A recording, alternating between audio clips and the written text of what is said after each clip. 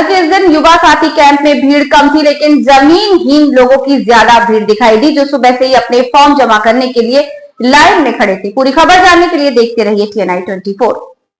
सबसे ज्यादा भीड़ जमीनहीन लोगों में देखी गई। पुलिस प्रशासन की तरफ से सुरक्षा थी। ब्लॉक प्रशासन की तरफ से पीने के पानी समेत दूसरे इंतजाम किए गए थे। रजिस्ट्रेशन कैंप 15 फरवरी से शुरू होकर 26 फरवरी तक चला। ये एक्टिविटीज 294 विधानसभा सीटों पर ऑर्गेनाइज की गई। मालदा से रामचंद्र मंडल की रिपोर्ट। কারণ আজকে আমাদের মাননীয় মুখ্যমন্ত্রী যে জিনিসটা বলেছিল যে 26 তারিখ লাস্ট ডেট, ওই জন্য আজকে মানে ক্যাম্পের শেষ দিন 26 তারিখ, ওই জন্য প্রচুর মানুষের সমাগম। বিশেষ করে অনেক যুবক যারা আছে তারা যুব সাথী থেকে শুরু করে ভূমিহীন ভূমিহীন তো প্রচুর লাইন, সকাল থেকে অনেক লাইন আপনারা দেখতে পাচ্ছেন, প্রচুর লাইন, পা রাখার জায়গায় নেই।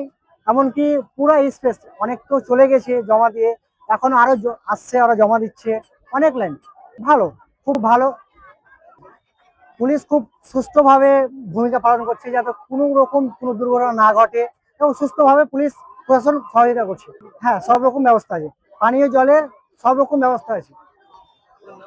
আলতাফ হোসেন আলাল। আমিও ফর্ম ফিল আপ করেছি।